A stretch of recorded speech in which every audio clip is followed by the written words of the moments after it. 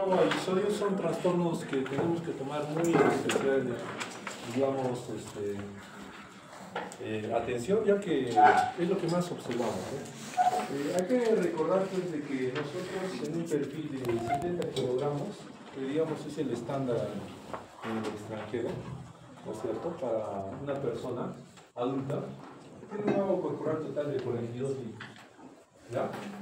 Entonces, ¿cómo se saca ese agua corporal total? Muy simple, es el 60% de un 100%. O sea, siempre hemos hablado de esto, es el peso magro, o sea, peso muscular en el 80-85% de toda la economía corporal. Acá nosotros vamos a diferenciar dos cosas, ¿eh? Algo muy importante es lo que hay a nivel intracelular y extracelular. Siempre lo hablamos, ¿no es cierto? Que a nivel intracelular hay ¿cuánto? Más potasio. A nivel extracelular, ¿cuál es el potasio? De 3.5 a 4.5. Pero miren a nivel intracelular, ¿cuánto? 140. ¿No es cierto? Esa es una diferencia bárbara. Ahora, si hablamos del sodio, el sodio a nivel extracelular, miren cómo es. 140. Pero a nivel intracelular, ¿el sodio cuánto es? 10. ¿Ya? Entonces, esas dos diferencias hacen pues que hay digamos, más que desequilibrio, un equilibrio. Porque tanto aniones como cationes acá debe ser neutro, aniones como cationes acá externamente también tienen que ser neutro. Debería ser neutro, ¿ya? Pero ustedes conocen una famosa bomba de sodio-potasio TPasa que traslada, ¿no es cierto?, algunos electrolitos, especialmente el sodio-potasio, ¿no es cierto?, y a partir de eso empieza a generar pues alteración de la membrana celular. Hay una alteración de la polaridad, es como se inicia la espiga de despolarización de la membrana, es así como se inicia el potencial de acción. Pero lo que a nosotros nos importa es muy importante. Lo que a nosotros nos importa es este gráfico, ya que enmarca dos puntos muy importantes, ¿eh? Que tenemos este espacio extracelular y un espacio, disculpen, el espacio intracelular y un espacio extracelular. Si ustedes observan, normalmente, de los 42 litros que hay en agua en ambos espacios, miren cuánto por ciento hay en el intracelular. 2/3, ¿ya? 2/3 enmarca pues un grupo bien amplio. De 42, ¿cuántos es 2/3, chicos? Más o menos, ¿eh? 25. Y 1/3 a nivel extracelular.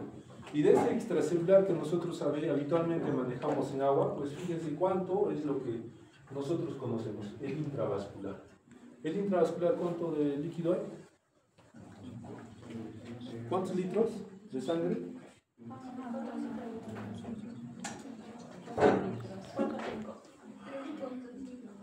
¿Este es acá? ¿Más? ¿No te has notado?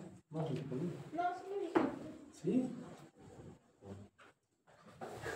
Pero yo digo... Ya, ok. ¿Cuánto sería? De 4 a 5, un aproximado. Según talla, peso, edad también varía. Y acá lo que nosotros tenemos que definir es que este espacio intersticial, miren, es el segundo espacio más grande.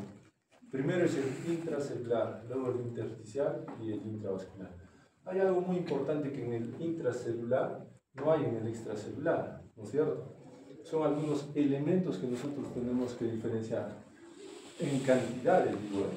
¿Ya? Por ejemplo, en el intravascular, ¿ustedes creen que haya más proteínas que en el intersticial o en el intracelular?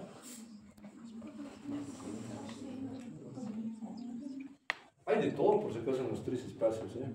Pero ¿qué es lo que más? ¿Ustedes creen que la proporción de proteínas es igual? No. Para que se acuerden nomás, la proporción de proteínas en el espacio intersticial y en el intravascular, ¿es igual o no es igual? No es igual, ¿eh? Pero el resto de electrolitos, ¿es igual o no es igual? Muy bien. Proporcionalmente acá casi es lo mismo, todo, a excepción de las proteínas. ¿Por qué? Es muy simple. Si las proteínas estuvieran en el intersticial, ¿qué ocurriría? Alteraría la presión oncótica, así de simple. Por eso es que están más a nivel intravascular. Ahora, acá nosotros, si hablamos de agua, ya deben de tener ustedes, digamos, este parámetro de que el 60% agua corporal total, 2/3 de ese 60 intracelular, 1/3 de este 60 extracelular, y de acá del extracelular, 1/4 es a nivel intravascular. Si hablamos de agua, ¿cuánto saldría un cuarto de todo esto? De 17.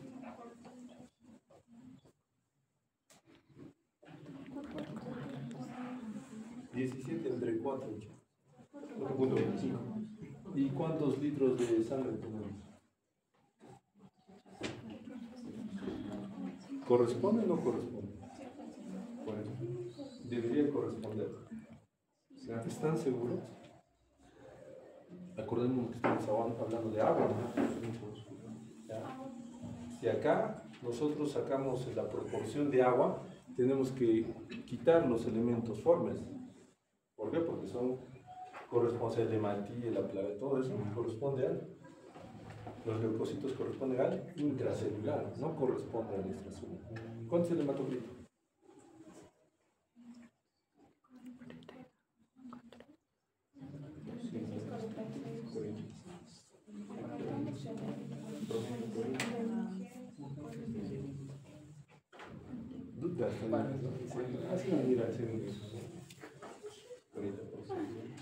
O sea, si se les pone el paciente varón de 70 años que acude a hospitalización con hemoglobina de 10, pesa 70, ¿cuánto de intravascular tiene? ¿Qué van a hacer? ¿Cuánto de líquido intravascular? ¿Está con anemia? Y tiene que ser pues, el hematocrito, más o menos, para definir cómo es. Bueno, por favor, investiguen, chicos, es básico, es fisiología, ¿ya? Entonces, acá lo que nos importa es que este intravascular no necesariamente va a ser el 100% de sangre. ¿Por qué? Porque es solo agua, o sea, es plasma en otras palabras. Y como es plasma, específicamente, a mí lo que me importa es que los elementos formas están acá, entonces va a ser una proporción menor. ¿Por qué? Porque ustedes muy bien lo han dicho en la parte de fisiología. ¿Qué es lo que necesito yo? Un flujo plasmático renal para poder, ¿no es cierto?, filtrar. ¿Y cuánto es el flujo plasmático renal? ¿Cuánto? 25%. ¿Seguro? 25, no 22. 22. Esa es la seguridad. Cuando exponen fisiología, esa es la seguridad. Pero si no exponen, ya van a estar dando. Entonces, el término de trastornos de sodio no se llama una enfermedad, sino es un desequilibrio. ¿En qué sentido es un desequilibrio? Porque el sodio está relacionado directamente al volumen de agua, ¿ya? Y este volumen de agua nosotros tenemos que definir específicamente que también está relacionado al sodio, o sea, es inverso, ambos, ¿ya? Y cuando nosotros vemos que hay una hiponatremia, hiposodio, natremia, sodio bajo en plasma, ¿ya? Este trastorno específicamente se debe de catalogar como por dos motivos, ¿ya? Específicamente lo más acertado es que hay aumento del agua corporal respecto al sodio con aumento del agua intracelular. Digamos, es lo característico de algunos pacientes. Por ejemplo, un paciente que tiene pues, una insuficiencia cardíaca, ¿qué pasa? Está sobrecargado. ¿Por qué? Porque no hay adecuada fracción de eyección. Entonces, lo que va a ocurrir es que esa sobrecarga va a generar pues, que el volumen intravascular aumente. Entonces, indirectamente este sodio se va a hemodiluir, por eso es que baja. ¿Ok? Igual ocurre en algunos otros aspectos como la cirrosis hepática y son hiponatremias, digamos, característicamente pues, que dentro de la fisiopatología tiene un mecanismo variable. Ahora, acordémonos que para que nosotros tengamos una hiponatremia necesitamos dos puntos muy importantes. Por ejemplo, el agua libre, ¿ya? El agua libre dentro de los medicamentos que nosotros manejamos, ¿dónde está? ¿En qué medicamentos podemos administrar agua libre nosotros? En la dextrosa. La dextrosa el 5% es agua más azúcar. Eso es agua libre. ¿Agua libre de qué? Libre de electrolitos. ¿Ya? En un cloruro de sodio no, porque hay cloro y sodio, menos en una solución polielectrolítica. La presencia de ADH que impida la eliminación renal de agua libre es muy relevante en hiponatremias crónicas. Ya tenemos un primer término. O sea, las hiponatremias, estos trastornos pueden ser agudos como crónicos. Ahora, se clasifica según la volemia. O sea, ya tenemos otro tipo de clasificación. Ya hemos visto agudas y crónicas por el tiempo. Ahora vemos otro tipo de clasificación. según el volumen, hipovolémicas, normovolémicas e hipervolémicas. Y dentro de las agudas nosotros tenemos que tomar en cuenta que pues, hay algunos ejemplos acá.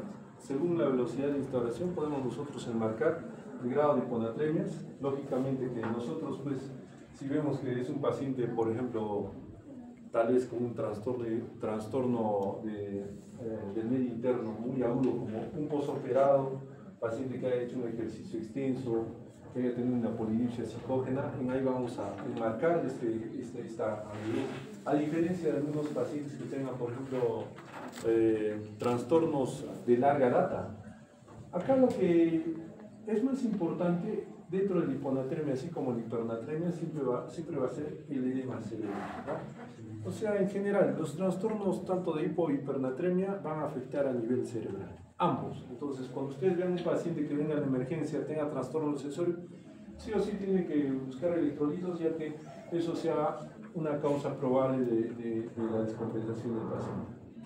Entonces, la hiponatremia es muy frecuente. Esta elevada prevalencia, más que todo, ¿dónde se ve? No se ve en caso, digamos, de la comunidad. Se ha descrito en algunos pacientes, como son los ancianos, con hiponatremia de la comunidad, pero frecuentemente más se ve en medio hospitalario. ¿Por qué se ve en medio hospitalario? Por lo que les decía. Habitualmente nosotros hacemos dentro de la medicina lo que se llama fluidoterapia, ¿no es cierto? Y esa fluidoterapia pueda generar problemas específicamente de sobrecarga de volumen, de hemodilución e hiponatremia. Así como nuestros pacientes tienen múltiples patologías que puedan condicionar pues, esta baja de sodio. Está asociada a elevada mortalidad. Un caso típico son los enfermos renales crónicos terminales en diálisis.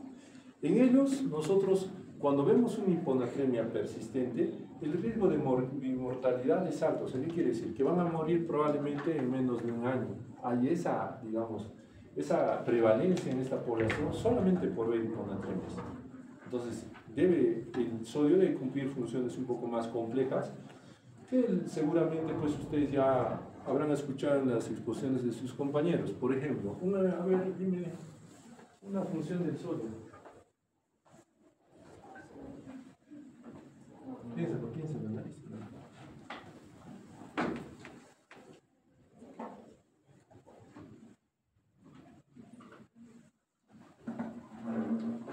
Hay otra función del sodio, ya lo viste.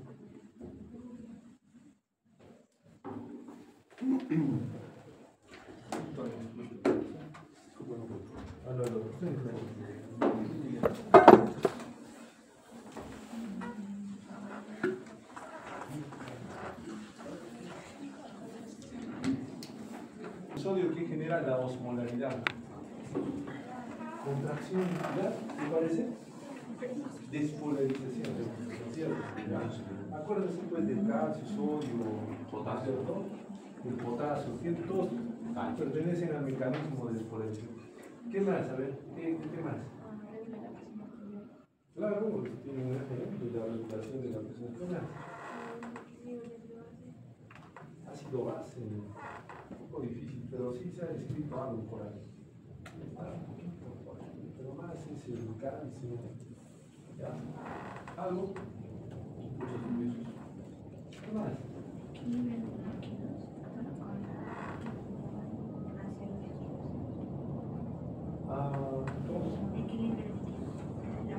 Equilibrio hidrosalino. Bueno, en cierto grado, pues, si ustedes se acuerdan de lo que es el cloruro de sodio, que es el reanimador universal, ¿no es cierto? Entonces debe ser por algún motivo, ¿no es cierto? Entonces, acá lo que nosotros tenemos que verificar es que siempre hay que ponernos en posición del paciente. Como les decía en la parte primera de semiología, deben ver el contexto. Para ver un contexto tiene que ser un buen relato.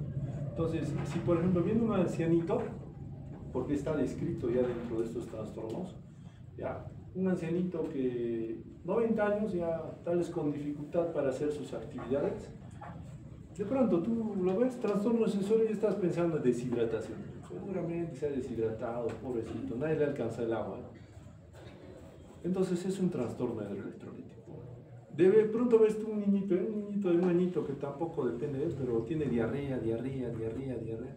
Está perdiendo volumen, entonces tú de pronto dirás, está perdiendo agua, algo habrá pasado con los electrolitos. Acá el sodio a la cabeza. Entonces tienen que ver ese contexto. De pronto un paciente que viene con vómitos, una hiperemesis gravídica que específicamente se ve en la parte de ginecología, igualito tiene que estar pensando. Seguramente está perdiendo agua. ¿Se dan cuenta? Estoy hablando de agua y estoy a la vez sodio. ¿No es cierto? Entonces, esa es la idea. No va a ponerse a pensar que un paciente viene con un dolor abdominal simple y si hay un trastorno. Diferente es el caso si fuera una oclusión intestinal. En una oclusión intestinal hay gran robo de agua a la parte visceral. Entonces, si hay el paciente no va a perder por vómitos, no va a perder por diarrea, simplemente a nivel prácticamente de su economía va a empezar a generar mayor atrapamiento a nivel visceral, pero también está perdiendo agua. ¿De dónde? Del intravascular. Entonces, el intravascular es muy importante para poder mantener una buena homeostasis. Entonces, esta hiponatremia está infradiagnosticada. ¿Dónde podemos diagnosticar la hiponatremia? Ya dijimos, urgencias y en hospitalización. Entonces, estas alteraciones electrolíticas que son frecuentemente observadas tienen una categoría variable, digamos, de causas. Por ejemplo, acá tenemos pues una insuficiencia adrenal, uso de diuréticos, SIAD, hipovolemias, hipervolemias, polidipsias primarias. De acá ustedes podrán ver que a la cabeza, ¿quién está? La hipovolemia. Entonces, la hiponatremia hipovolémica es una de las más frecuentes, ¿ya? También hay hipervolémica, pero la hiponatremia hipovolémica, digamos, es la más frecuente. Y ustedes dirán, pero doctor, ¿cómo es eso? Y si les dijera hiponatremia hipovolémica hiposmolar, ¿qué pensarían?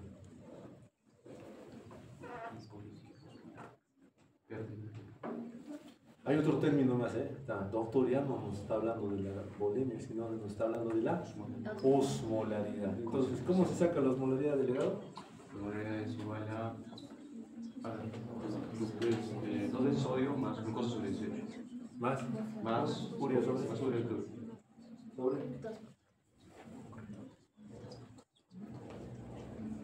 urea sobre 2 puntos. Ustedes sí, la van a reventar. En serio. No, porque entra otro caso clínico. Paciente de 7 años de edad que acude al servicio de emergencias por vómitos persistentes, presenta un sodio de 120, presenta una urea de 30 y presenta una glucosa de 300. Calcule la osmolaridad del paciente. ¿Qué tal? ¿Qué hace? Pregunta perdida. Tienen que saber, eso es básico, eso es fisiología. Entonces, nosotros tenemos que darnos cuenta de que también hay patologías asociadas.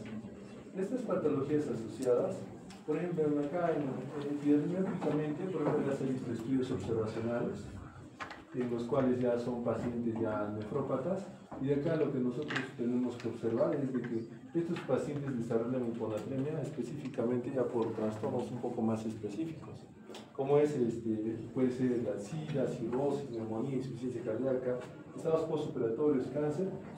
Acá lo que a nosotros nos tiene que llamar la atención es de que epidemiológicamente la hiponatremia es la más frecuente, primero. Segundo, la relación al agua, ¿no es cierto? A diferencia de la hipernatremia, una hipernatremia, lógicamente no va a tener no va a ser frecuente tener una hipernatremia hipervolémica, no va a ser frecuente. Normalmente, ¿cuándo se concentra el sodio? O sea, es como tener un vaso de agua. ¿Ya? Si yo pongo un vasito de agua pequeño, le pongo una cucharita de sal, ¿ya? Y después pongo un vaso de agua más grande y una cucharita de sal. ¿Ya? Y de ahí pongo un vasito, ya una copita pequeña y una cucharita de sal. Acá la relación solvente-soluto va a estar pues alterada, porque el soluto, ¿qué va a hacer? Más que va a tener mayor grado de osmolaridad frente al solvente, ¿no es cierto? Entonces, ¿qué estoy deduciendo acá? Que tener más soluto frente a poca agua, pues me va a dar un estado hiperosmolar mayor, o sea, va a haber en las hiponatremias tenemos eso, o sea, si ustedes tienen un gran quemado, 90% del cuerpo, ¿qué es lo que va a ocurrir? Deshidratación, ¿no es cierto? Si hay una deshidratación, ¿qué va a haber? Concentración de solutos. En este caso, pues, tú hablas de hipernatremia, Una hipernatremia hipervolémica difícil, una hipernatremia hipovolémica. Estamos hablando del otro tema. Pero acá nosotros cuando hablamos de hipovolémica sí es más complejo, porque sí hay hiponatremias hipovolémicas, que es la más frecuente, pero también hay hiponatremias hipervolémicas. Ustedes dirán, ¿cómo es eso, doctor? Ya hablamos, un síndrome nefrótico, por ejemplo, ¿qué sería? El agua no está en el intravascular. ¿Dónde está? Fuera. Entonces, si está fuera, ¿qué va a pasar? Va a haber hiponatremias hipovolémicas, porque el volumen, ¿de dónde se agarra? Para hablar de hipovolemia y hipervolemia es a nivel intravascular.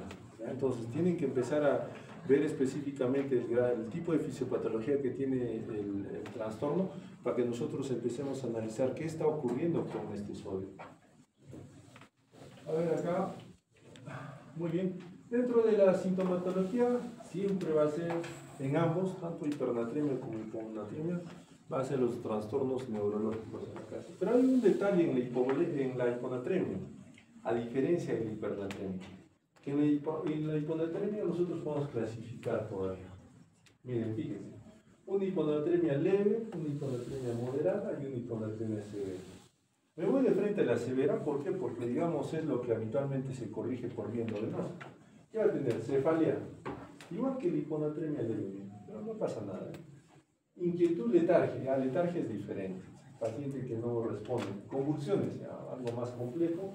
Herniación cerebral, ya, pues un paro cardiorrespiratorio puede tener, como dice acá, y muerte precoz. Entonces, este sodio menor de 120 sí nos lleva pues a corregirlo inmediatamente porque es de alto grado de mortalidad.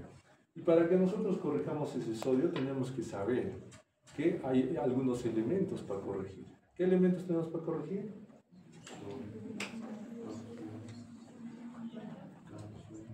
¿Qué elemento? Si me falta sodio, ¿qué hago? Meto más sodio. ¿Y qué es lo que tenemos a la mano? El cloruro de sodio. Gracias a Dios hay en concentraciones, ¿no es cierto? ¿Con qué concentraciones? Al 20, al 3%, ¿al qué más? Al 0.9, al 5 también hay. ¿Qué más? Al 0.45 también, tipo, ya es más volumen. Me digo, menos concentrado. ¿Ya? Entonces, tenemos variedad de elementos para que nosotros podamos pues específicamente corregir cualquiera de esos estados. Lo segundo es una hiponatremia pues acá moderada. Fíjense que la hiponatremia moderada, acá vemos que el paciente debe estar pues con náuseas, vómitos, confusión, anorexia, calambres, malestar general, inestabilidad, cefalea también está ahí. Pero son síntomas que ya nos deben de llamar la atención según el caso clínico que tengamos, que el paciente puede estar cursando con este proceso. Tomando en consideración que acá en la hiponatremia moderada nosotros todavía podemos reponer específicamente mediante elementos dietéticos, en ciertos casos hasta endovenosos, pero más que todo es por manejo oral, ¿ya? El manejo oral es lo que va a la cabeza. Algunos dicen, pues sí, hay que darle concentraciones un poco más elevadas de sodio para que, o tal vez no hay que restringir mucho, porque hay algunos pacientes como los hipertensos, que les dicen, ¿sabes qué, amigo? No consumas sal. Y algunos pacientes, amén, no consumen sal. Y cuando están ahí caminando, a veces están ahí mareaditos, así, después, doctor, cuando voy a la calle empiezo a marear, me cambio de un lugar a otro. Van a las emergencias, le piden su sodio y su sodio bajo. Y hay algunos que viven con esta, vamos, que todos los ancianitos, con este valor de sodio. Ahí sí se instauran lo que son las hiponatremias crónicas. Y la hiponatremia leve, que habitualmente pues esto no es más que hay que empezar en el paciente a mejorar la dieta, acá sí es full dieta. ¿Por qué? Porque acá las repercusiones pues son, digamos, en menor grado que una grave, pero nosotros tenemos que definir específicamente que frente a esto nosotros que tenemos que tratar de un modo. Más adelante les voy a mostrar cómo más o menos está.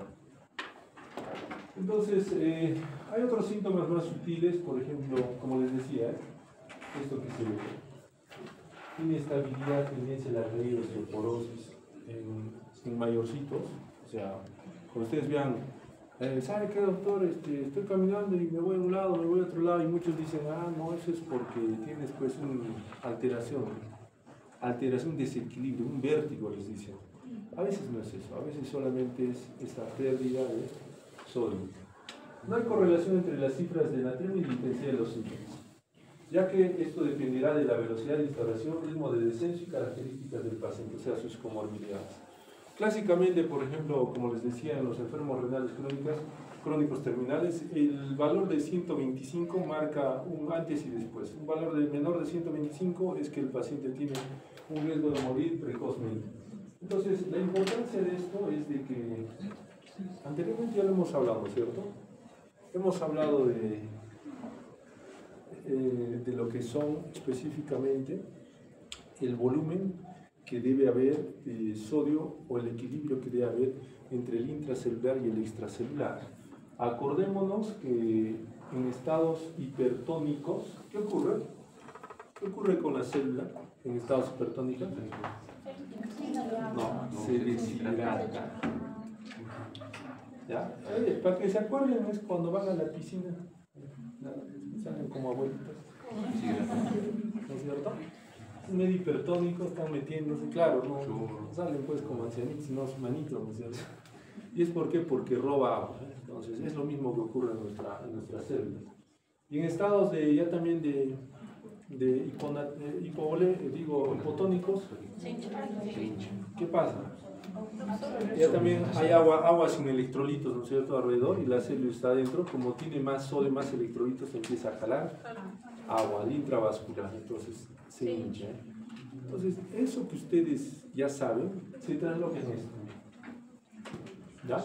Cuando nosotros tenemos estados de hiponatremia, pues ocurre esto, el edema cerebral. Se empieza a aumentar lo que es el intersticial, las células se edematizan, ¿no es cierto? Se edematizan y prácticamente nosotros podemos ver pues, de que esto ocurre en el paciente, pero no es tanto así como nosotros somos tan lábiles de pensar que nuestro cuerpo es así, o sea, ¿cómo les digo?, tan delicado. No es así, no es tanto así. Para que pueda ocurrir un edema cerebral marcado, siempre hay una adaptación del cerebro. ¿Cuándo ocurre ya un edema marcado? Cuando es brusco o cuando es prácticamente larval en el tiempo. Nuestro cuerpo en una primera instancia no hace caso a esta osmolaridad. Lo que hace habitualmente es resiste, trata de mantener la osmolaridad. ¿Cómo mantiene la osmolaridad en la célula? Acordémonos que el sodio no es el único elemento, ¿no es cierto? Es el más importante, pero no es el único en mantener, más que no es el único en mantener, es digamos el que mantiene nuestra osmolaridad, nuestra tonicidad, pero cuando hay ya un daño específico, lastimosamente hay otros osmoles dentro de nuestra sangre. En primera instancia lo que hace la célula, sea hipernatremia o hiponatremia, trata de equilibrar y esos osmoles o salen o ingresan dentro de la célula. Ya cuando esto persiste, continúa, recién ya se genera un desequilibrio. Por eso es que hay tiempo, el paciente específicamente no. Allá tenemos un gran ejemplo pues de nuestra Mifarma, pues, Medifarma, ¿no es cierto? ¿Se acuerdan de Medifarma? Hace poquito nomás, un par de meses. Claro. Eso es muy importante. Y vean cómo es que la gente ha muerto simplemente porque se ha desequilibrado esto. Claro, ahí no era una hiponatremia, era una hipernatremia, ¿no es cierto? Pero ustedes van a observar que tiene casi el mismo mecanismo. Entonces el edema cerebral pues, va a generar todos esos síntomas de trastorno neurológico que hemos observado. Y a veces pues acá el edema cerebral será más grave cuanto más rápido se instaure la hiponatremia. ¿Qué ocurrió en esos pacientes de Medifarma? Fue una hipernatremia, casi similar, un desequilibrio electrolítico. ¿Qué fue? Les metieron sustancias hiperosmolares. Es como tener cloruro de sodio prácticamente al 3 o al 5%, pero les pasaron pues medio litro, 1 litro, o sea, eso es pues mortal. Y ya van a darse por qué se van a dar cuenta por qué es mortal, porque vamos a agarrar algunos ejemplos en los cuales se dan cuenta que en estados de hipernatremia se necesita mucha agua, pero en estados de hiponatremia se necesita poco volumen, pero saladito, ¿ya? Poco volumen, no pasa a veces más de 500, 400. Imagínense poner 1 litro, ya pues algo terrible, y nosotros administramos ese volumen en 12 horas, 24 horas por ahí les pusieron pues en menos de media hora. Entonces algo grave está ocurriendo. Los factores de riesgo, hay variabilidad. Por ejemplo, acá tenemos algunas enfermedades, como ya estuvimos adelantando. Insuficiencia cardíaca, cirrótico, que tenga CIR en niños, ancianos, hipotiroidismo, insuficiencia renal, deterioro neurológico y postcirugía. O sea, son los estados en los cuales nosotros tenemos que estar atentos. ¿Por qué? Porque puede ocurrir este trastorno. Entonces, nosotros tenemos que ver que hay un riesgo mayor de hiponatremia en un paciente postoperado. ¿Por qué? Es muy simple, pues en un postoperado, ¿qué pasa? De pronto, está sangrando, ¿qué hace el médico? Cloruro. Está sangrando, más todavía, ¿qué hace? Plasma, sangre. Entonces, hay un movimiento de fluidos, pues, a gran variedad que no permite a veces que se adapte nuestro cuerpo y ahí es donde ocurren estos trastornos. Un paciente de niño, como les decía, o anciano, clásico, ¿eh? Si viene un niño, todo pues somnoliento, tú lo primero que haces es un niñito proporcionalmente, a diferencia del agua corporal total, que en adultos es casi el 60%, en un niño pues es casi el 75%. En un recién nacido es el 90%, en un prematuro es casi 95% de agua. O sea, en ellos perder agua es mortal. Cuando van a pediatría se van a dar cuenta que solamente al niño recién nacido no haberlo secado bien, lo deshidrata al siguiente día. Se puede morir, pero hay que hacer un buen secado. Solo poner una luz intermitente que sea prácticamente, que tenga más calor de lo habitual, le genera deshidratación. ¿Por qué? Porque en ellos estados básicos de pérdida de líquidos pues es muy complejo para ellos, ya que pueden llegar a estados de hipernatremia. Acá nosotros tenemos que tener en cuenta también que los pacientes que usan estos fármacos también tienen riesgo de hiponatremia. Clásico, los diuréticos. Ustedes los diuréticos han visto pues la acetazolamida, furosemida, respironolactona. Todos estos diuréticos siempre van a generar que, por eso son diuréticos, arrastre de agua, pero en el arrastre de agua, ¿qué se lleva? El sol.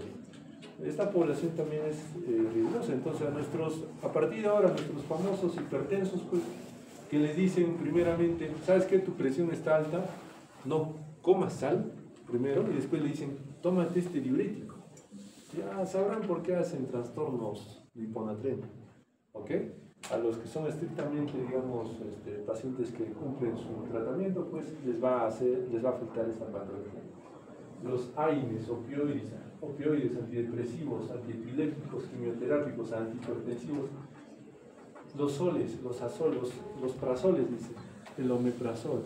O sea, a partir de ahora tampoco den pues sus omeprazoles más de 3 meses. La indicación solo es 3 meses, pero pregunten a sus familiares mayores que usan omeprazol 1 año, 2 años, 3 años, ya es una barbaridad ya. Todo esto específicamente tiene que llevarnos a nosotros a hacernos una pregunta.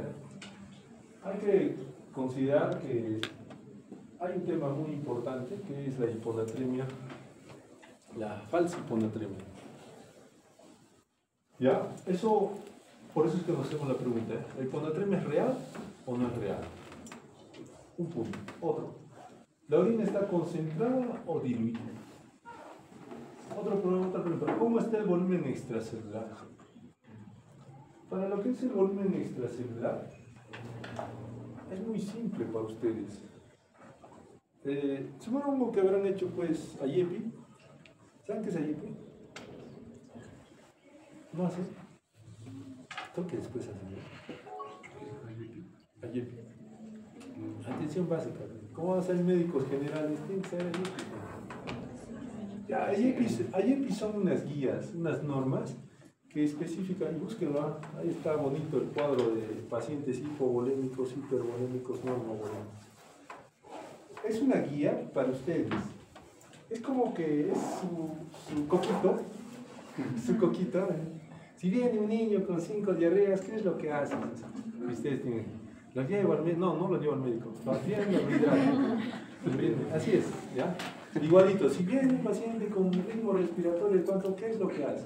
Es como son protocolos, unas guías así básicas, así de primaria, para los médicos de primera línea, como son ustedes, y créanme, salvan vidas, ¿no? En serio, no es broma, pero la IEPI, así como es, Te ayuda harto. Dentro de esa evidencia se describe el estado de volumen. Por ejemplo, a ver, un estado, dime semiológicamente, ¿qué verías en un paciente con hipovolemia?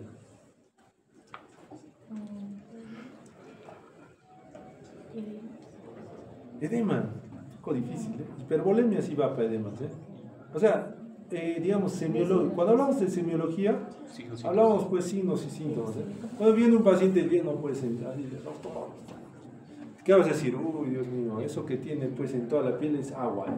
Debe estar hipervolémico. Es lo que suponemos en primera instancia. O sea, yo supongo y digo, no estará orinando, por eso se ha encharcado, o su corazón no está funcionando, por eso se ha encharcado. Entonces, está hipervolémico, ¿no? Pero muy hipovolémico. Vas al gimnasio ahí, ¿ya? 3 horas. ¿Qué sientes? ¿Qué sientes? Sed, muy bien, ¿cierto? Uno que tiene sed es porque ha disminuido su volumen intravascular, ¿no es cierto? Esto no es para que... Usted dice para hidratarte, pero tienes que hacer actividad para que se hidrate. Claro, ahora se describe que la fatiga mental, o sea, pensar mucho, hace de que nos deshidratemos.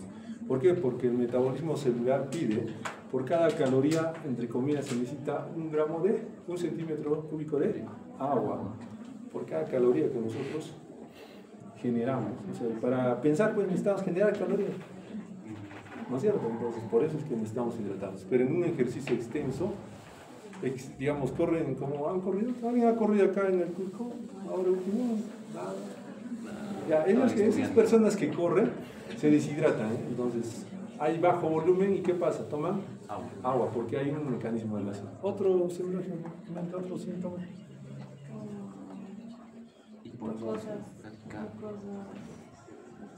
Mucosas secas. ¿Qué más? A ver. ¿Qué más? Es para tu examen. Palidez no tanto. A ver. Frecuencia respiratoria. Sudoración. Taquicardia.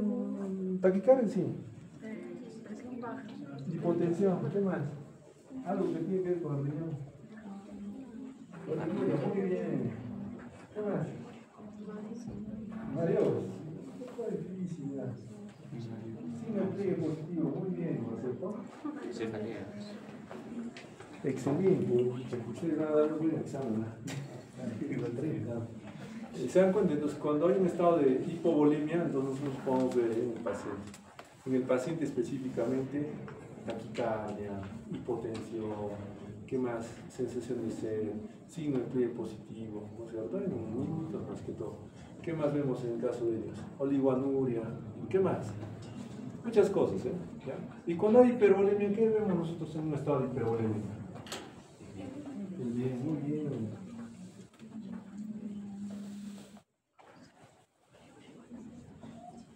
¿Ah? Puede haber.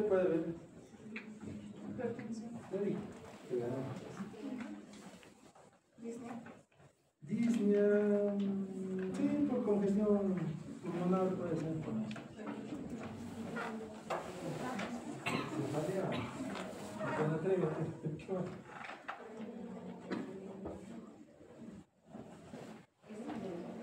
Sí, es lo primero que vimos. ¿Qué más? Ya, entonces, no es difícil que nosotros definamos eso, de la cantidad de volumen que presenta el paciente. Ahora, es muy importante tomar en consideración que en la mayoría de casos nosotros debemos de reaccionar rápido cuando hay síntomas. Mientras más síntomas haya, se supone que es agudo, entre comillas, se supone, se dice. ¿No? ¿Por qué? Porque nosotros tenemos que actuar de ese modo. Es como cuando viene un paciente, doctor, ¿sabe que mi uricretina está alta? Yo pues digo, ya, debe ser un agudo. Pero está anémico todo, bueno, pero no puedo quitarle el chance de que sea crónico y no tratarlo como agudo hasta que no demuestre lo contrario. Es lo mismo acá, ¿eh? Si un paciente tiene síntomas, lastimosamente, como estado de hiponatremia, por más que sea moderado, hay pacientes que tienen como hiponatremia moderada síntomas terribles. Entonces tú lo único que dices es, no, tengo que compensar y equilibrar ese medio interno. ¿Cuánto tiempo lleva? Acá viene un término muy importante, agudo y crónico. O sea, si tú tienes un trastorno de sodio menor a 48 horas, es agudo. Si pasa de las 48 horas es crónico. ¿Por qué nosotros clasificamos así? Muy simple, porque los agudos debemos de corregir específicamente lo más rápido posible. 1 y 2. Hay tiempos para corrección de la velocidad de infusión de sodio. ¿Ok? En los crónicos también hay que tener cuidado, ¿no? Porque sea crónico, va a decir, ya le corrijo en un día, ¿no? Pues se supone que ese cerebro se adapta en el tiempo a esa hiponatremia y mi corrección va a ser en menor, digamos, 1000 equivalentes de sodio. Ahora, tiene factores de riesgo para desarrollar complicaciones, también nosotros tenemos que evaluar. Entonces acá lo que nosotros vamos a ver primeramente es la hiponatremia, ¿es real o no es real?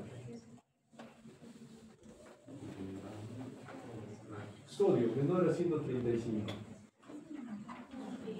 Tenemos que ver la osmolaridad. ¿Cómo se saca la osmolaridad? 2 veces sodio sobre 18. Acá está, ¿eh? Pues no se puede ver, ¿no? 2 veces sodio más 12 sobre 18 más urea sobre 2.8. Ahí está. 2.8. La osmolaridad. Entonces, para que nosotros veamos primeramente un hiponatremia, tenemos que medir la osmolaridad. ¿Ya? Solamente con el sodio de 140 por 2, 280, es la osmolaridad total, ¿eh? En algunos casos, normal, cuando hay cetoacidosis diabética, esas cosas, acabaría. Cuando hay daño renal, acabaría. Una vez que vamos a medir nuestro sodio, si nuestro sodio está normal o elevado, tenemos que ver qué podría ser estas patologías.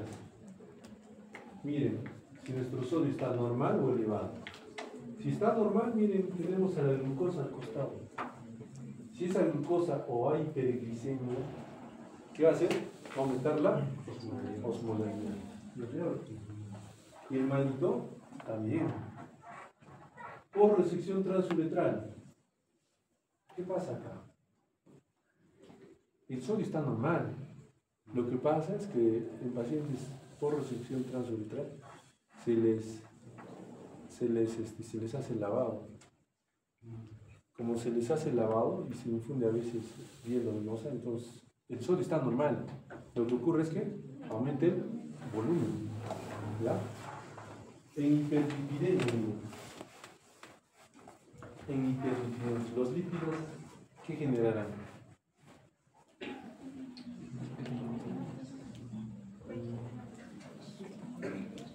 ¿Qué generan los lípidos?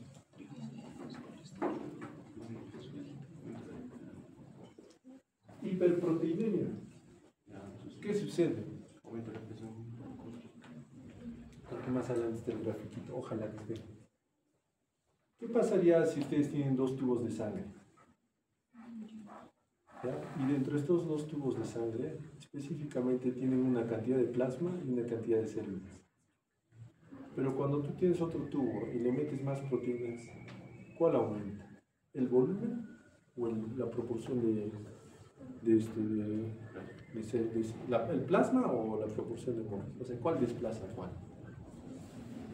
Plasma desplaza vida. Bueno, claro, sería la son de células. Claro, sería la proporción de células. Voy a empezar a pensar en eso. ¿Por qué? Porque justamente tiene que ver mucho con la osmolaridad. La osmolaridad dependiendo de qué es, de solutos. Entonces, las proteínas y los lípidos actuarían como potenciales solutos. ¿Entienden? Por eso es que en estos casos, pues nosotros podemos definir que haya esta hiponatremia con normosmolar o hiperosmolar. ¿Ok? Nosotros tenemos que definir también que estas condiciones patológicas que se suponen y están escritas acá, ¿no es cierto? Ustedes van a definir y decir, ya, la osmolaridad. ¿Quiénes elevan la osmolaridad? Con sodio normal. Todas estas cosas. Ustedes pues van a decir, doctor, entonces, ¿cómo sería el estado de hiponatremia? La hiponatremia no, prácticamente es casi irreal, casi. O sea, lo que nosotros tenemos que definir acá es si nuestra osmolaridad está disminuida, ¿qué pasa? Es la clásica. Esta es la más importante, la común. La hiponatremia hiposmolar. Es lógico, ¿eh? Si baja el sodio, ¿qué pasa? Baja la osmolaridad. Entonces, es más una hiponatremia más, digamos, más evidente. El sodio 120 por 2, ¿cuánto hacen? 240. La osmolaridad no llega a nada, baja. Entonces, esta hiponatremia per se ya habla de una osmolaridad baja. En esta hiponatremia hiposmolar, que es la más frecuente, nosotros ya recién acá agarramos que hay que preguntarnos, ¿la orina está concentrada o diluida? Y para preguntarnos si la orina está concentrada o diluida, nosotros tenemos que medir la osmolaridad urinaria. ¿Y cómo se mide la osmolaridad urinaria?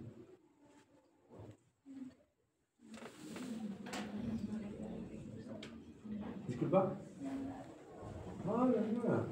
Nada. Es la misma fórmula. La gran diferencia está es que es 2 veces ¿qué? Sodio más potasio. ¿Y qué cosa más? Que en la orina habrá glucosa. No hay. ¿Hay urea? Sí hay. Y más urea, ¿no es cierto? Entonces, ¿esa osmolaridad de la orina va a ser mayor o menor?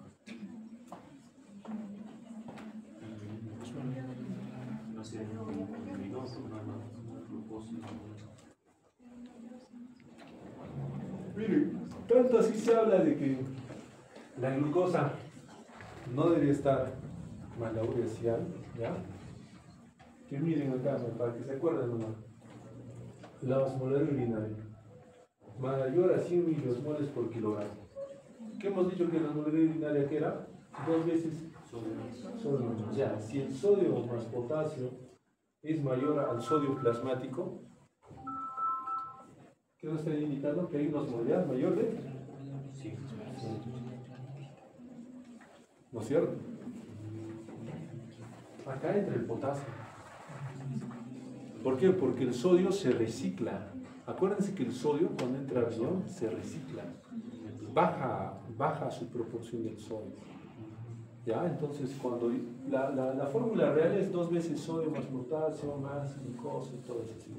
Sino que el potasio también en plasma es tan pequeñito, ¿no es cierto? De 4, que no es significativo. No es tan significativo como el sodio de 140. ¿Ya? Entonces, nosotros tenemos que acordarnos esto. Y ahora medimos la osmolaridad urinaria. Tengo que ver, pues, si el sodio urinario más potasio urinario es mayor al sodio plasmático, puede tener una osmolaridad prácticamente elevada. Pero si yo veo que la osmolaridad del sodio más potasio es menor al sodio, estoy presuponiendo que esta osmolaridad urinaria es menor de 100. ¿No es cierto? Acá, fíjense que acá en la osmolaridad urinaria ya me da específicamente un grado de patología. O sea, tengo una hiponatremia hiposmolar. Pero yo también voy a ver que la osmolaridad urinaria. Si acá la osmolaridad urinaria está a menos de 100, algo está ocurriendo. Es más iatrogénico, fíjense. Hay una polidipsia psicógena, administración endovenosa de líquidos hipotónicos, disminución del nitrato. ¿Se dan cuenta? O sea, son patologías especiales, específicas. O sea, el primer paso lo hemos dado, el segundo paso lo hemos dado. Acá viene el problema, ¿eh? Cuando la osmolaridad es mayor de 100. Cuando la osmolaridad es mayor de 100, ya nosotros tenemos que ponernos a pensar que tengo que medir qué cosa, ya recién el volumen. Tengo que definir cómo está el volumen extracelular. Y ahí viene lo que les hablaba. ¿Cómo yo mido o cómo sé que si el paciente está hipervolémico, normovolémico o hipovolémico? Ahí ya tengo que aplicar lo que ya sé. Paciente pues que tenga un volumen extracelular alto, ¿ya? Ustedes dirán, el paciente está escuchadito, con el edema, ¿no es cierto? Congestión pulmonar, Entonces, tal vez por ahí una baja de saturación, tal vez digo, pero lo más adecuado acá. ¿Qué ha pasado? Es una hiponatremia hiposmolar, ¿qué tiene? Una osmolaridad urinaria mayor de 100 con hipervolemia. ¿Ya no se está viendo? ¿Cómo se pone? Si es hipervolémico, ya nuestras patologías, por ejemplo, son clásicas. Miren, fíjense, ¿qué conocen?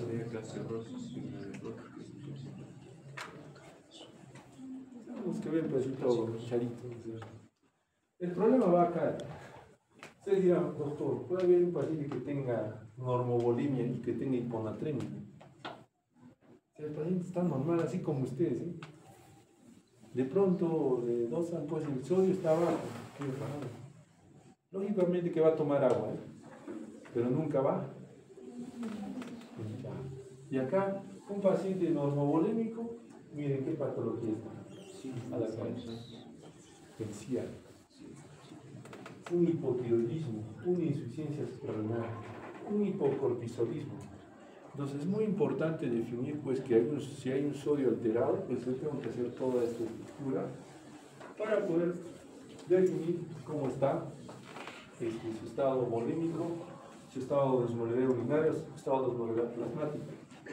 Cuando nosotros ya hemos estimado el volumen extracelular y es un paciente prácticamente que tiene hipovolemia, ¿qué es lo que vamos a ver nosotros? Un paciente que está depletado, que tiene hiponatremia, pero prácticamente está con pérdida de volumen. Es el clásico, pues, que tiene sed, que está deshidratado, signo de pliegue, ¿no es cierto? Hipotenso, taquicárdico.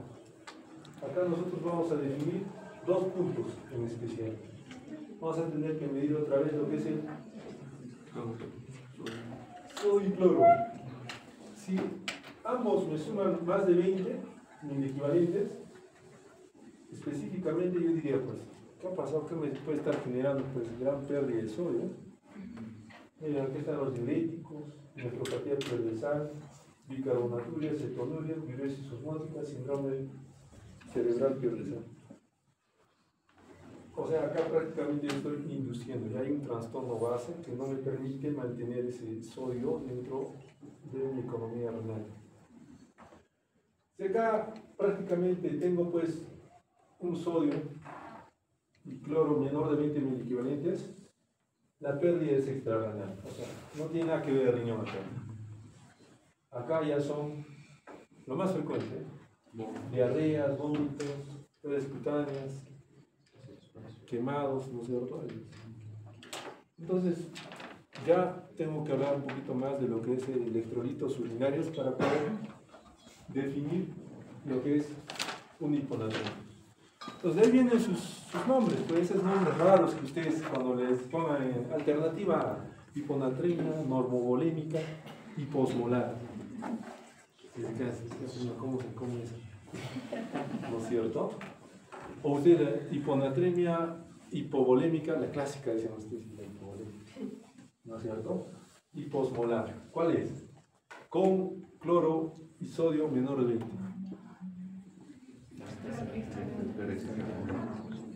¿No es cierto? Ya van a estar viendo. ¿Ok? ¿Ya?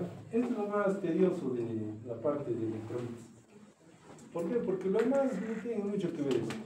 Y en hiponatremia tenemos que tener muy en cuenta de que al ser un trastorno electrolítico de sodio y agua, pues el que nosotros equilibremos ya con el tratamiento, mira acá.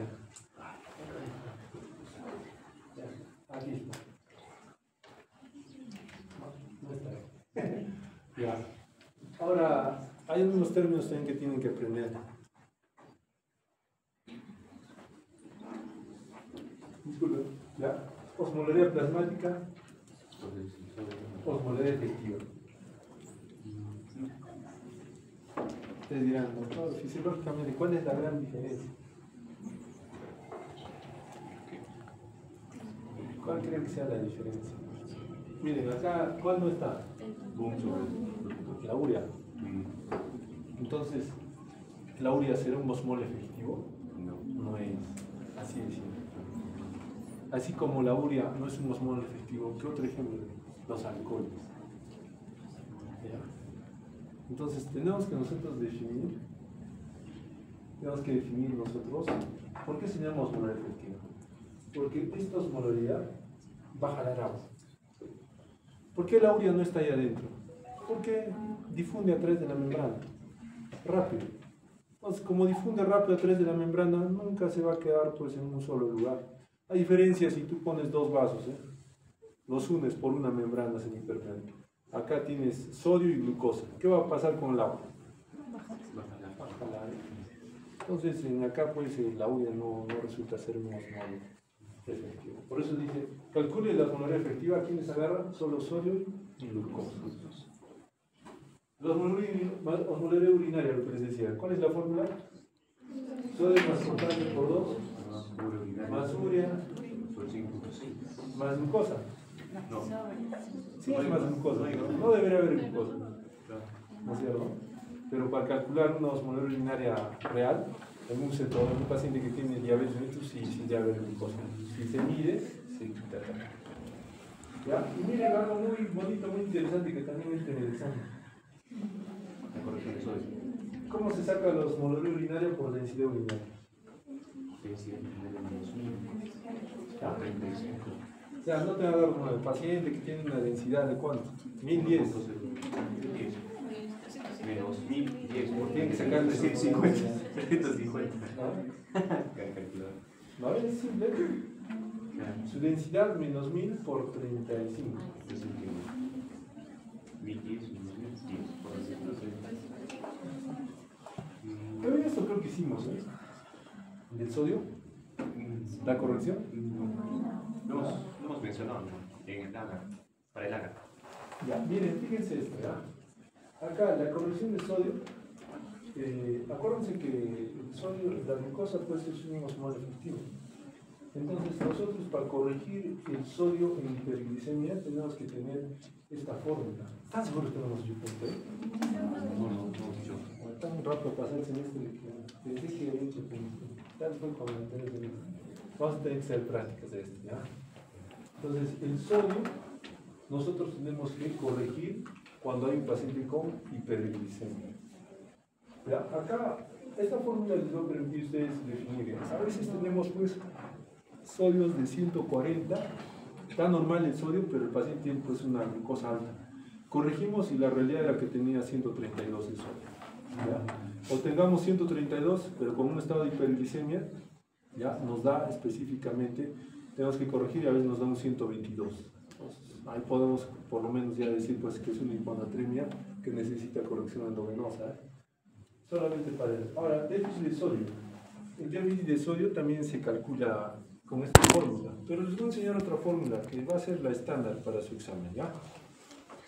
Es sodio deseado menos sodio medido por el agua corporal total. O sea, ¿cuánto sodio nosotros necesitamos para poder administrar a nuestros pacientes?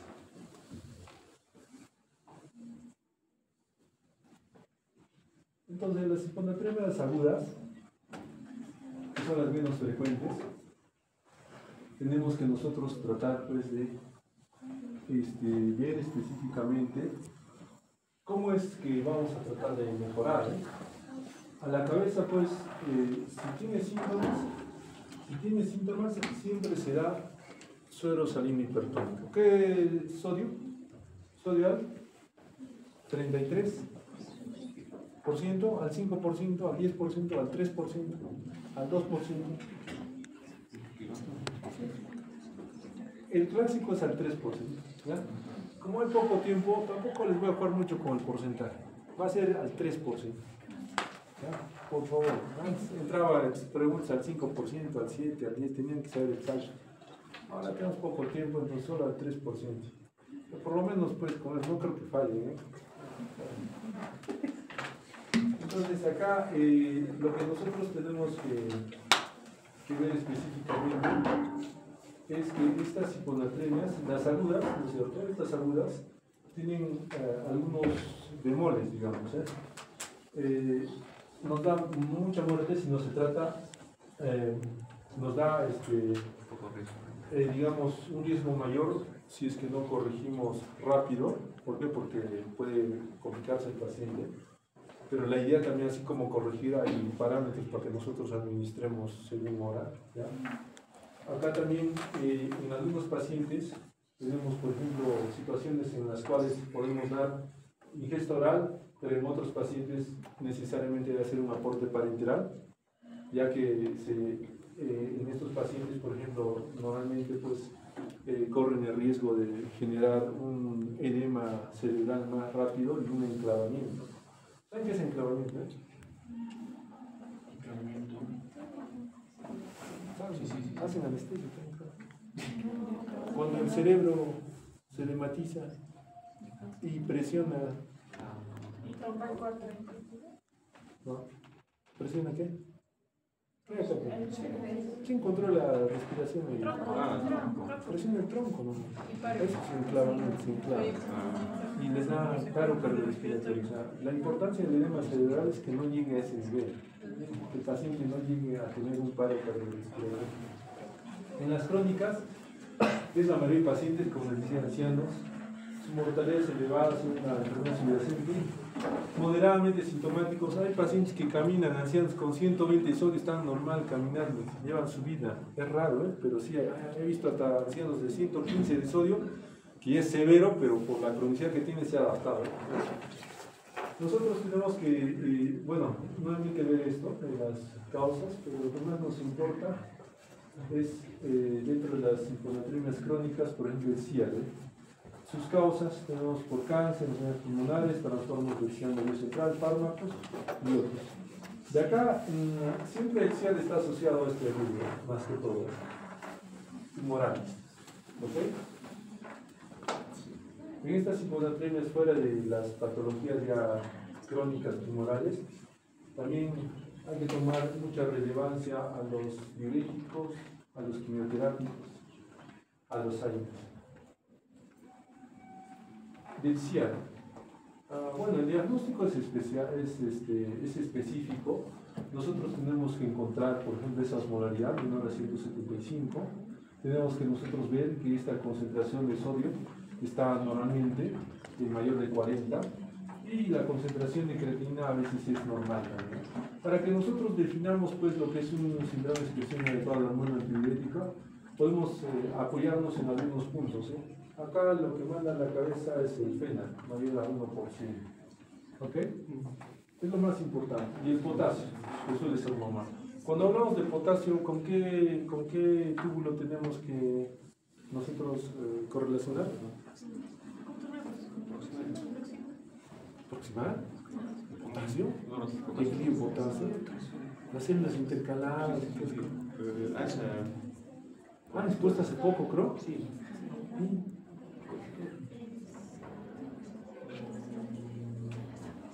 Lo van a entender mejor más adelante. ¿El potasio con qué hormona se relaciona más para poder ver si hay trastornos de potasio? La aldosterona, muy bien. ¿A qué nivel del túbulo?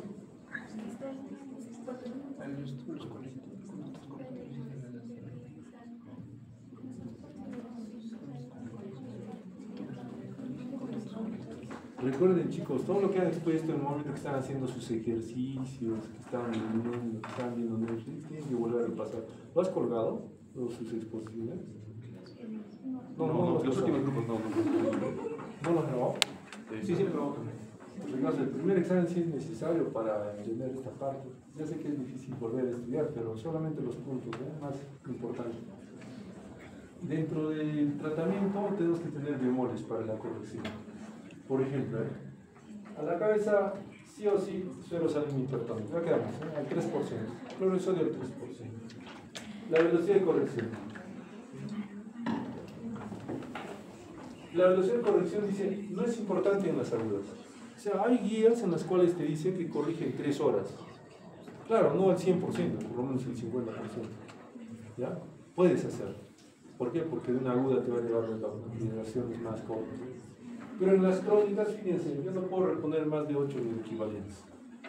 O sea, tendrá un déficit de 14 tal vez, aún así que tenga un déficit de 14 equivalentes. O sea, me explico, tienes 120 de sodio, tú quieres llevar a, no sé, 134 quieres subir.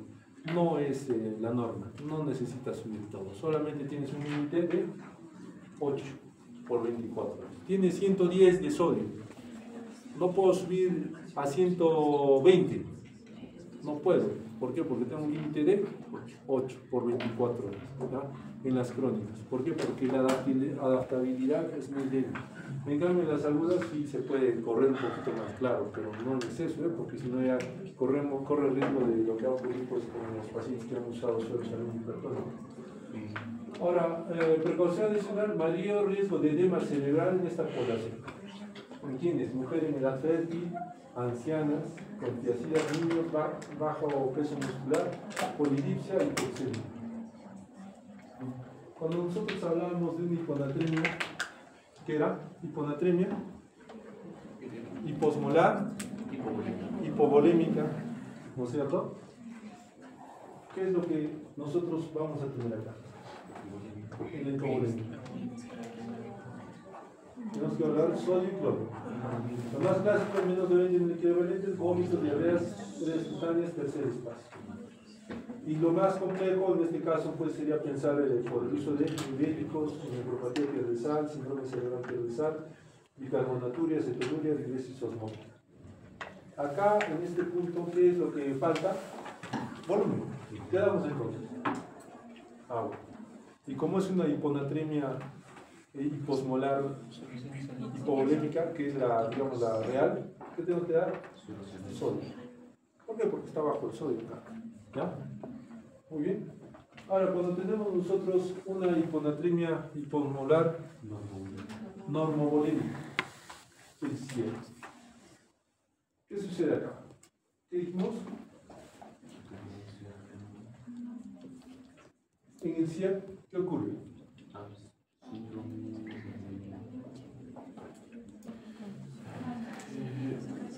¿En qué actúa la hormona antidiurética? ¿La ADH sube cuándo? Cuando hay un aumento de osmolaridad.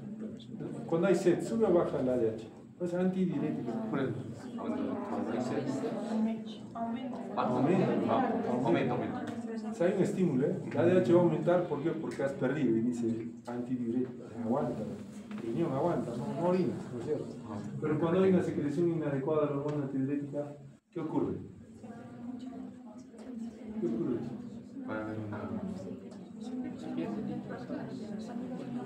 ¿Va a retener agua? Entonces, acá, ¿qué es lo que nosotros tenemos que hacer? Restringir líquidos. ¿Seguro? Porque mira, si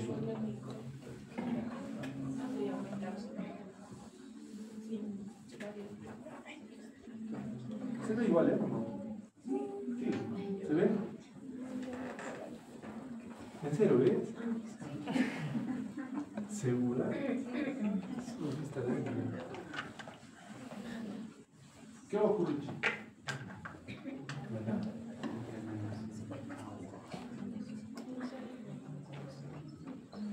¿La secreción inadecuada es por ganar agua o por perder agua? ¿Cuál es su contraoposición de CIAR? Diabetes insípida. ¿En una diabetes insípida qué tienes? ¿Acá qué ocurre? O sea, deshidratado. ¿Qué ocurre? ¿Quién es el que aumenta? Solo el agua. ¿Ya? Y que aumenta solo el agua, ¿qué cosa tenemos que hacer nosotros? Restringir líquidos. Ah, ¿ya? Y cuando tenemos una hiponatremia hipervolémica, ¿qué pasa? ¿Cómo está el agua?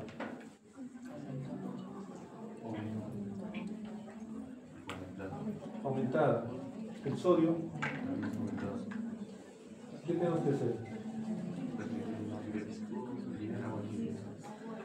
Eliminar el agua libre y exceso de sodio. Entonces hay que restringir líquidos y diuréticos. Pareciera pues un poco, digamos, difícil de entender, pero todo tiene que ver respecto al mecanismo fisiopatológico que tienen las enfermedades base. ¿Ok? ¿Ya? Lo que nosotros finalmente tenemos que hacer primero es diagnosticar. Otra vez el orden, a ver. ¿Qué es lo primero que hacemos? ¿Qué es el programa?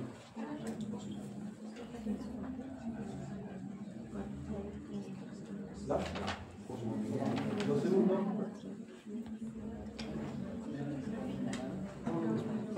Para llegar a información, ¿qué hacemos? Primero corregir, primero buscamos la osmolaridad, luego ver el volumen, la difusión. Los osmolaridad está dentro de eso. La Bolivia. Ahí está. Ahí está. Primero la plasmática y después la orina. Osmolaridad plasmática. 1, 2, 3. La orina está concentrada hasta la osmolaridad. Primero la osmolaridad, se le pone a general. Esa es la osmolaridad. La 1. Claro. 2. La orina, es concentración de orina. Para que sea una hiponatremia real debe ser una hiponatremia hiposmolar, osmolar, ¿no es cierto? Osmolar. Luego la concentración de la orina. Según la concentración de orina, nosotros vamos a ver si la osmolaridad urinaria es mayor que la osmolaridad plasmática. Si es mayor así, menor así. ¿Ya? Si la osmolaridad urinaria es menor que la osmolaridad plasmática, ¿qué está pasando? ¿Por qué la osmolaridad urinaria sería menor que la osmolaridad plasmática? Aumento del líquido, ingreso líquido. Polipsia. Claro. Lo normal debería ser esto, ¿no es cierto? Mayor así. Pero acá, ¿qué pasa? Mayor así, está diluyendo. Está diluyendo algo, por eso es que se va mucho a lo que es polidipsia psicógena, administración oral, endovenosa de agua. O sea, el mayor volumen de agua que lo normal. Está diluyendo. Pero acá sí, acá, digamos, el riñón va a seguir botando sodio y potasio. Y la osmolaridad va a bajar urinaria frente a la osmolaridad plasmática. Pero cuando nosotros tenemos, pues, nuestra osmolaridad urinaria mayor a la osmolaridad plasmática, ¿qué nos indica? La Bolivia. Que hay adecuada retención de ¿qué? Agua. Sodio y potasio, o sea, sodio y agua. O sea, no hay exceso, por eso es la gran diferencia. Y ahí recién nosotros medimos cómo está el volumen extracelular recién, para poder catalogar nuestras hiponatremias hiposmolares desde el punto de vista de volumen. ¿Ok?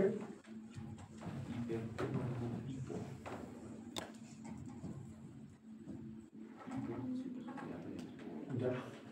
Esto es...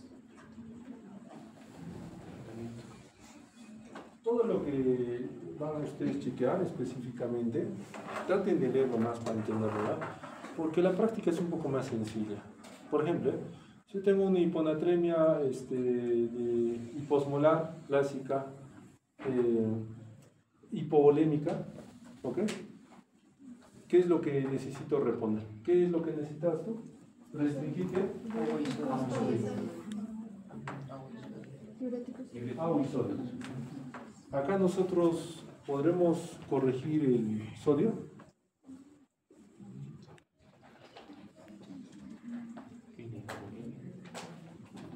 Claro, vomitado. Si es hiponatremia, ¿Cómo se? Porque eso muchos de ustedes les confunde, ¿eh? Doctor, ¿cuándo repongo?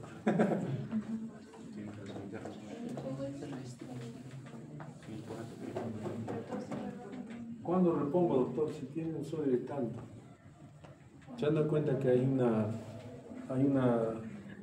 diferencia? Teóricamente, ya están confundidos. ¿Ya? Pero en la práctica nosotros tenemos que responder, ¿eh? Que tenga un paciente un sodio de 120 con trastornos neurológicos, ¿qué es lo que se tiene que hacer?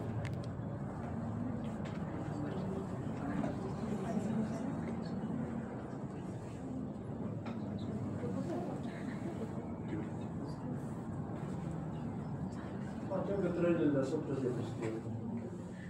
Acá no hemos puesto una diapositiva práctica. ¿Qué es lo que harían con un paciente que tiene un sodio de 120? Sintomáticamente.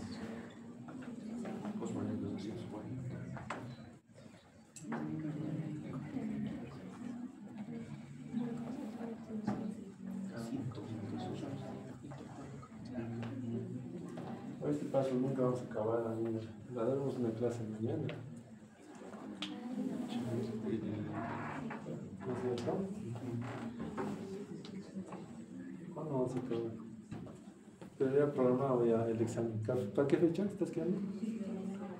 Bueno, recién estamos con los compañeros quedando, pero... ¿Ya no exámenes de los otros cursos? No, recién. Nada, ¿y cuándo van a dar? ¿Esta semana? La semana que viene. No, de los otros del curso de todo neuro y ¿qué más? Ah, sí, la próxima semana. Esta semana. Ajá, la próxima. La próxima. Ya, su segundo examen. Sí, el último. ¿Cuándo acaban el último? El último, el de neuro supuestamente debería ser el 6. ¿Ya? Y el de endocrino sería el 4. 4 y 6. Ajá. Ya. Y el de renal estamos viendo para que... 4, 6, 8, dime eso. No. 6, 8. Ustedes vamos a morir. Durante la semana del 9 al 13 habría posibilidad, ¿no? O sea, esa semana. Pero el semestre no lo van a extender. No. Del 9 al 13. Del 9 al 13. O sea, del 9 al 13 acaba. No, examen para el examen. ¿Cuándo acaba? 17 con probable extensión supuestamente al 20. Están diciendo, pero no hay comunicado oficial. Solo el comunicado oficial de 16 a 17. Últimas notas.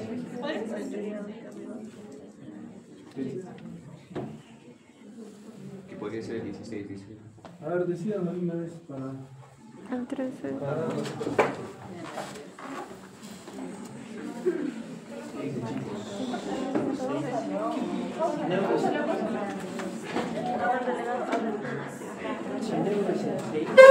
Este viernes tienen que acabar todos los temas.